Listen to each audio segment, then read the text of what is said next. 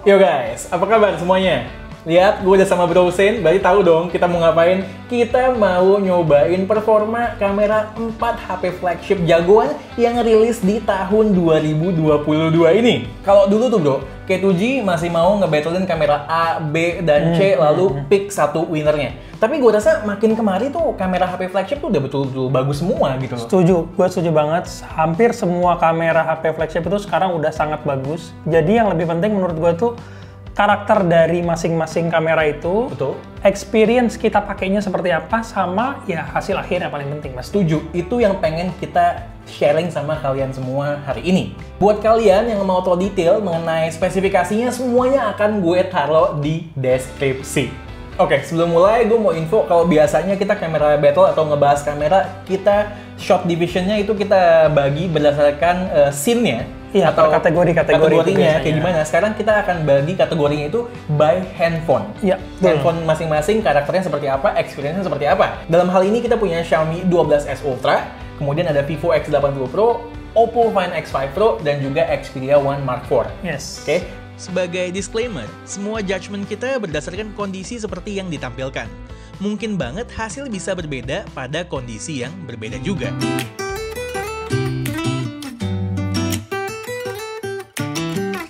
Sekarang mendingan kita mulai dulu dari Xiaomi 12S Ultra. Ini tuh handphone yang pakai sensor paling gede di antara semua handphone yang kita tes hari ini. 1 inch ya? 1 inch. Oke betul. Kemarin itu saat kita jepret-jepret foto, pertama kan kita pakai 12S Ultra. Terus lo bilang lo maunya pakai mode otentik aja. Sedangkan ada pilihan Leica Vibrant juga. Betul. Itu mungkin lo bisa jelasin dulu kenapa lo milihnya yang Leica otentik. Oke, kalau gua sebagai fotografer ya, gua lebih milih hasil itu pertama kali waktu gua motret maunya yang sebelum terlalu banyak diutak-atik dulu. Oke. Kalau Vibrant kan pasti udah kebaca dong, hasilnya biasanya saturasi akan lebih naik dikit dan segala macam. Jadi buat gua pribadi biasanya kalau gua kepengen saturasi naik atau mau turun itu, gua lakukan itu di editing. Gue perhatiin bro ya, ketika kita shot menggunakan Xiaomi 12S Ultra, ketika kalau scene-nya bagus, computational fotografinya bekerja dengan maksimal, fotonya benar-benar jadi dan bagus ya. Iya, itu kalau kita motret dalam kondisi yang ideal menurut gua. Oke. Ya, kalau kita dari sisi fotografi berarti cahayanya itu bagus, kita ngambil angle-nya itu juga pas, menyesuaikan dengan arah cahaya dan lain sebagainya. Jadi balance antara highlight, shadow itu kalau udah kondisinya ideal banget, dia hasilnya akan sangat bagus sekali. Baik secara warna, detail, dan dynamic range ya? Betul. Tapi memang kadang-kadang gue perhatikan dalam beberapa situasi dan kondisi, kalau memang lightingnya challenging atau berubah, atau cara moto kita yang kurang benar. Iya, betul. Kalau motretnya nggak pas, angle-nya nggak benar, ya nggak terlalu maksimal lah. Iya, HDR-nya juga bekerjanya masih rada inkonsisten, warnanya juga kadang rada keblinger gitu ya. Nah satu lagi, ini kan si kamera ini kan pakai sensornya tuh kan besar ya, 1 inch. Jadi hasil bokehnya menurut gua di antara semua itu paling bagus tuh dia. Maksud si Xiaomi ini natural bokeh ya? Natural, bukan portrait mode ya, bukan portrait mode. Jadi natural bokehnya karena sensornya paling besar di antara yang lain, jadi hasilnya lebih natural. Nah, menurut gue satu lagi, selain natural bokehnya, yang bagus dari Xiaomi 12S Ultra ini adalah tele 5 kalinya. Kenapa tuh, Bro? Waktu kita coba kemarin, gue ngelihat hasilnya itu dari detail, terus exposure-nya, kontrasnya juga kontras warna itu dia stabil. Dan nggak ada yang jomplang gitu, nggak ada yang terlalu gelap, nggak ada yang terlalu terang, detailnya dapet, skin tone-nya oke. Jadi kondisi ini kalau bisa lihat nih, di kondisi cahaya seperti ini dia tuh hasilnya tuh seperti apa yang gue harapkan sebagai seorang fotografer ya. Lo juga bisa ngelihat dari sisi belakang matahari nembak wajahnya yang bagian kirinya masih kelihatan. Nah, ini kan gue sengaja ngambil dari arah matahari dari sisi kanan, highlight-nya dari situ, rim light-nya dapat, terus tapi skin tone-nya nggak berantakan. Iya. Jadi untuk tele 5 kali, gue suka nih hasilnya. Oke. Next kita bahas selfie dari Xiaomi 12S Ultra. Gue lihat ya hasil-hasil kita ketika source of light-nya itu di depan, gue lihat hasil-hasilnya dibandingin semua handphone yang kita coba itu sama-sama bagus ya. Cuma menurut gue, kalau kondisi cahayanya itu udah terlalu challenging kayak backlight yang ekstrim banget gitu misalnya, atau computational fotografinya itu kadang dia saking suka kebingungan dia mau bikin balance antara backgroundnya sama si orangnya juga mau dibikin bagus, cahaya dan segala macam ya. Kalau udah terlalu ekstrim, hasilnya nggak akan maksimal. Ya kalau mau motret selfie ya cari cahaya yang bagus aja lah, jangan maksa-maksa banget backlight disikat semua dihajar ya nggak. Dan hal ini sebenarnya berlaku juga buat night mode ya. Iya, selfie betul, di kondisi low light. Berikutnya, yang outstanding lagi dari Xiaomi adalah selfie videonya. Ya. Kalau gue lihat, dia yang striking the right balance ya untuk video selfie. Secara stabilisasi, kemudian secara warna, dan juga detail. Memang resolusinya ini maksimal 1080p. Tapi walaupun dia lebih rendah dibandingin Xperia misalnya yang bisa up to 4K, tapi dia punya balance yang tepat menurut gue di kombinasi semuanya, apalagi ketika kita bandingkan sama Find X5 Pro maupun X80 Pro juga. Satu lagi gue mau tambahin, dia itu karakter color tone-nya itu, skin tone-nya itu dia paling bagus menurut gue. Oke, gue setuju sih, gue setuju. Kalau kita bandingin tuh, skin tone paling bagus itu di Xiaomi. Next, kita masuk ke Sony Xperia One Mark IV, bro. Pertama, kalau dari user experience selama gue pakai, dia itu memang mirip-mirip seperti interface-nya kayak kita pakai kamera pro-nya Sony ya, jadi Sony Alpha, jadi interface-nya itu sama. Terus buat video kalau mau lebih pro juga ada aplikasi yang lain gitu kan? Aplikasinya beda, kita harus pakai aplikasi lain lagi ya, itu experience-nya kayak gitu, jadi agak beda menurut gue. Kalau yang tiga lainnya lebih standar lah ya, lebih standar sejajar experience-nya. Iya, seperti handphone flagship pada umumnya aja. Ya. Mungkin yang mau gue tambahin bro, yang perlu audiens kita tahu juga bahwa lensa telenya ini unik ya, bukan milih kayak lensa tele di handphone flagship lainnya, yang mana kita milih 2x, kemudian 5x. Dia ini continuous optical zoom, jadi kayak kamera beneran, benar, ada range-nya. Sampai dengan, gue lupa ya, 3, berapa sampai dengan 5,2 dia jatuhnya tetap optical zoom. Iya. Terakhir, soal Sony Xperia Mark IV, ini sekedar info aja buat lo bro ya. Dulu waktu kita awal beli, kita hands-on, kemudian kita buat video reviewnya, ketika kita pakai untuk jepret-jepret foto maupun video, itu kita mengalami beberapa warning terkait overheat. Tapi kemarin kayaknya kita pakai seharian ya, dari siang sampai malam, kita nggak menemukan warning seperti itu ya. Mungkin hal ini adalah jadi poin positif yang perlu di-note, udah jadi bahan update Sony, udah jadi bahan perbaikan Sony di software update-nya. So, itu good point. Cuma ya mungkin kita pakainya nggak intensif banget. Selang-seling dengan 3 smartphone lainnya juga sih ya. Kembali ke karakter hasilnya menurut gua handphone ini kalau kita bisa pinter ngaturnya, ngatur itu bukan cuman sekedar settingan ya, tapi cara makainya juga. Jadi kita bisa milih angle yang bagus, kita bisa milih kondisi cahaya yang paling bagus. Handphone ini hasilnya akan sangat bagus sekali. Lebih cocok buat orang yang ngerti teknik fotografi ya? Exactly. Oke. Jadi kalau menurut gua hasilnya itu untuk kalau kita mau motretnya yang nggak mau mikir nih, cuman sekedar mau asal jepret-jepret aja, hasilnya menurut gua nggak akan terlalu bagus. Jadi kalau kita mau hasilnya bagus, mau pakai handphone ini mau hasilnya bagus, ya harus mikirin tadi angle dan lain sebagainya, kondisi cahaya tadi, karena computational fotografinya itu minim menurut gua. Oke. Dan ini gua rasa berlaku juga baik buat lensa ultrawide, kemudian lensa tele juga. Iya. Terus kemarin kayaknya kita sempat jepret-jepret si Ilona, itu hasilnya tuh apa ya? Kalau gua perhatikan dari gue kayaknya terlalu apa ya? Beautify gitu efek mukanya betul ya? Iya. Di berbagai skenario ya? Sama color profile-nya tuh kayak flat gitu loh. Oke. Jadi ya mesti tadi itu balik lagi, kalau lo nggak pinter nanti ujung-ujungnya lo mesti masuk ke editing dulu, mau harus diutak-atik lagi gitu loh. Kalau mau hasilnya sekali jepret langsung jadi, bukan handphone ini menurut gue ya.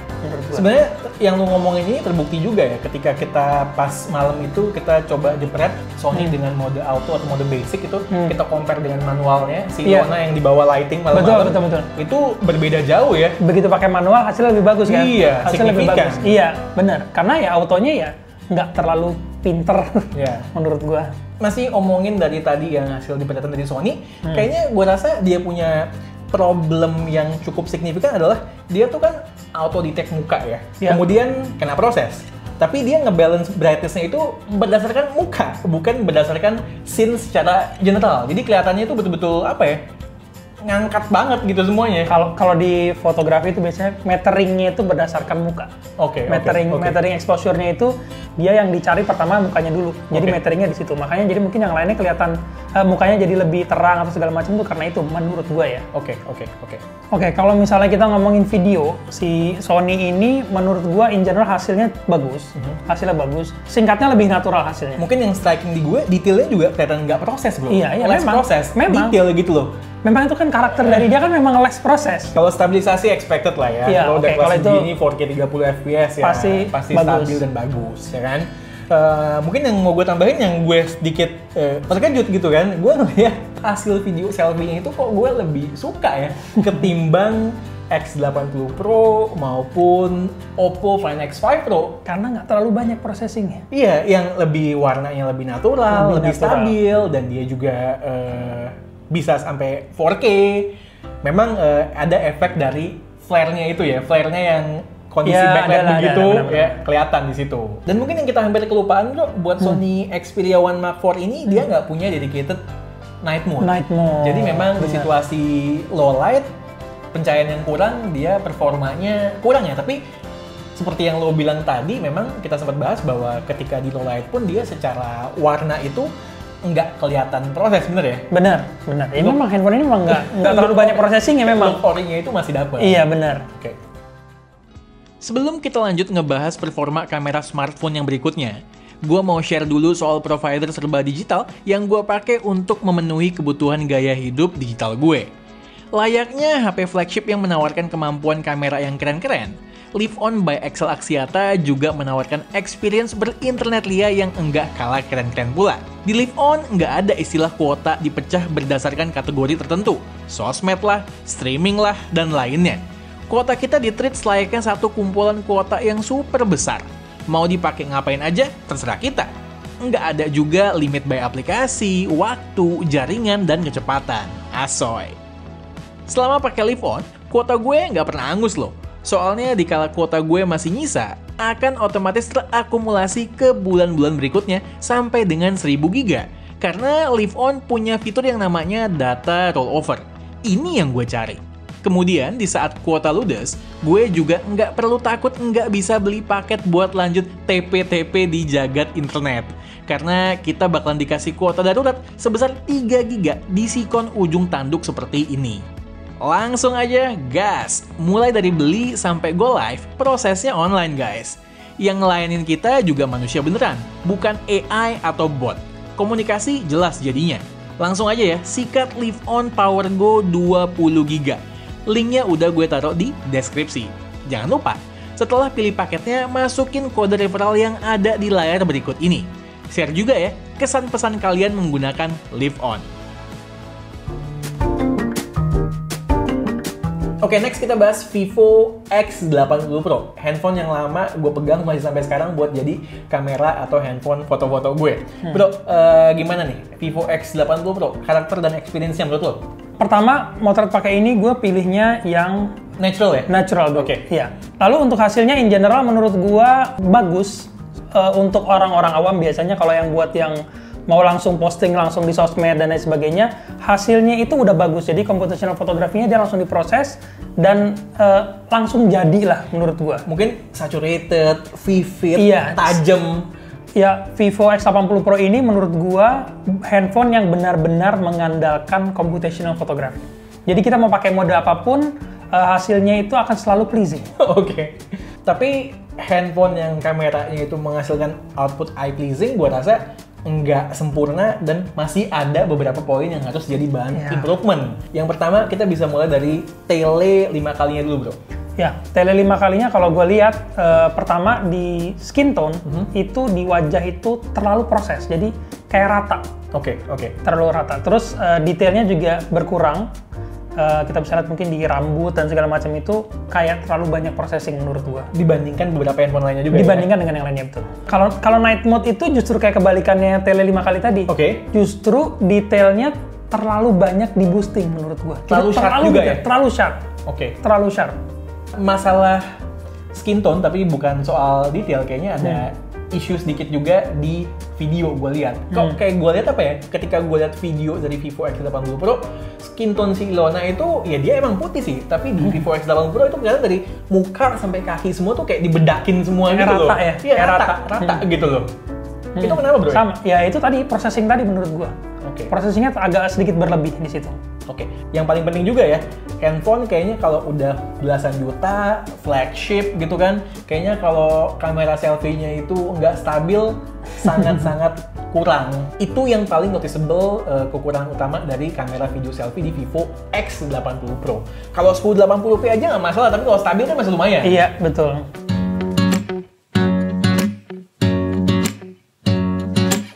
Handphone terakhir adalah Oppo Find X5 Pro.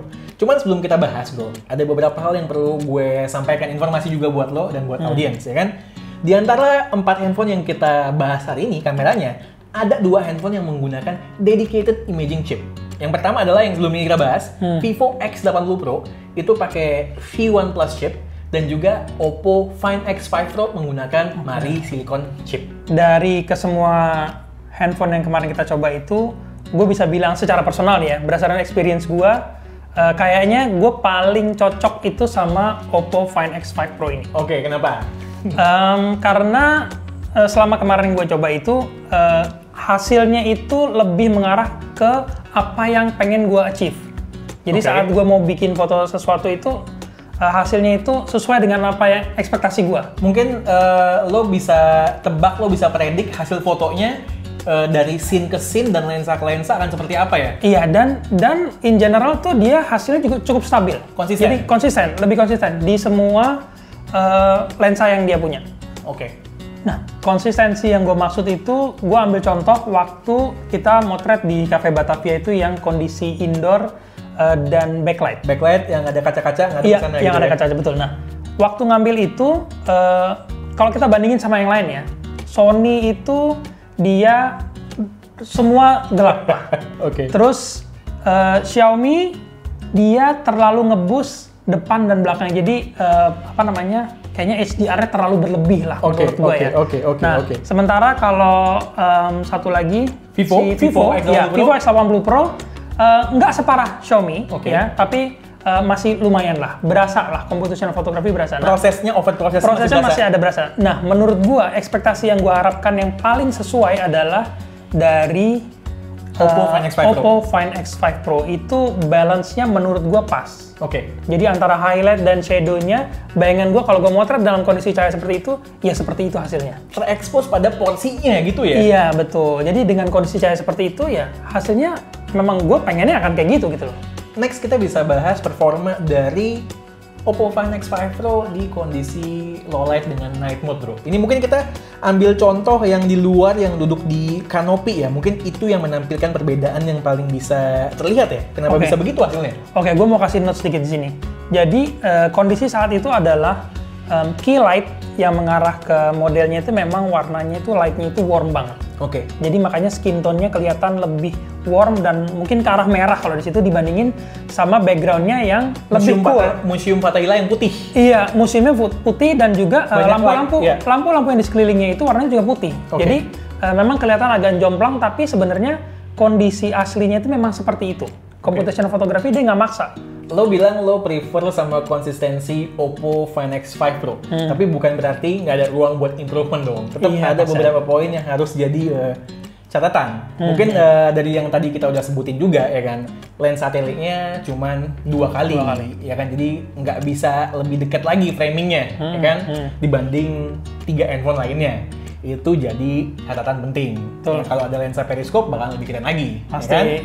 Kemudian apa lagi nih bro? Kira-kira dari soal kita masuk ke video deh. Video. Kalau gue perhatiin, in general sebenarnya oke. In general sebenarnya bagus-bagus aja. Oke. Cuman kalau sedikit kita perhatiin waktu di saat model itu balik badan, jadi kita akan ngelihat ada beberapa perubahan exposure di situ. Oke. Exposure-nya mungkin naik turun. Tapi itu kalau gue perhatiin kayaknya cenderung di saat modelnya waktu balik badan. Kan dia mendeteksi muka kalau menurut gue. Kayak beberapa handphone lainnya kayak Xiaomi 12S Ultra gitu masih ada. Cuma jarang gap-nya antar nggak terlalu kelihatan jelas. Betul. Mukanya di sini ada sedikit processing. Oke. Ada sedikit processing tapi masih dalam batas wajar lah. Skin tone maksud lu kali? Skin tone dan detail wajah. Terakhir, room for improvement yang masih ada buat Oppo Find X5 Pro menurut gue ini adalah sebenarnya bukan masalah di Oppo Find X5 Pro doang, tapi masalah di mayoritas smartphone flagship asal China, yaitu selfie-nya 1080p maksimal dan juga stabilisasinya masuk ke kategori kurang untuk ukuran handphone ya flagship gitu loh bro. Iya, sama kalau gue perhatiin dia agak wobbly juga. Oke. Jadi agak kelihatan ada jello effect di situ. Oke, dan juga tadi di bawah gue sempat perhatiin tadi ada flare. Sama flare-nya betul. Oke, sebelum kita masuk ke kesimpulan, kami pengen ngucapin terima kasih buat Cafe Batavia yang udah ngizinin kita buat bermain di cafe mereka, di restoran mereka yang betul-betul klasik dan unik untuk jepret-jepret foto dan ambil beberapa footage. Kalian juga kalau lagi ke daerah kota, wajib kunjungin Cafe Batavia. Tempatnya itu betul-betul otentik dan klasik. Oke, kita udah beres ya ngebahas soal kamera keempat handphone ini. Gua lebih cocok kayaknya sama Oppo Find X5 Pro. Ya sama preferensi hasilnya sih, emang gue lebih cocok sama yang itu dibanding sama yang lain ya. Kalau gue pribadi, gue lebih cocok sama Vivo X80 Pro yang mana karakternya jepret langsung sosmed, karena kan gue megang sosmed ya. Sedangkan Alessa, dia titip pesen, dia pick Xiaomi 12S Ultra dengan catatan dia selalu pick yang Leica Vibrant. Karena menurut dia yang autentik terlalu kontras dan terlalu lifeless. Dia suka sensor yang besar dan juga natural bokehnya di saat foto maupun video yang wow. Tapi dia juga tetap pengen keep dia punya Xperia One Mark IV. Karena ya dia lagi-lagi seperti yang lo bilang, ngerti teknik fotografi dan juga ngerti mengenai lighting. Jadi dia bilang ketika dia jepret pakai Xperia One Mark IV, hasilnya itu kadang bisa betul-betul lebih bagus daripada yang lain. Kalau motretnya bener sama teknik bener, hasil emang paling bagus. Jadi lagi-lagi seperti kami bertiga yang punya selera masing-masing di keempat handphone yang ada di sini, ya pastinya kalian juga demikian. Milih handphone yang manapun, nggak ada yang salah. Semuanya sesuaikan berdasarkan karakter dan selera kalian masing-masing. Betul. Oke, sekian aja video dari kita kali ini. Gue Satish. Gua Hussein. And this is K2G. Tunggu racun-racun kami yang berikutnya. Bye guys!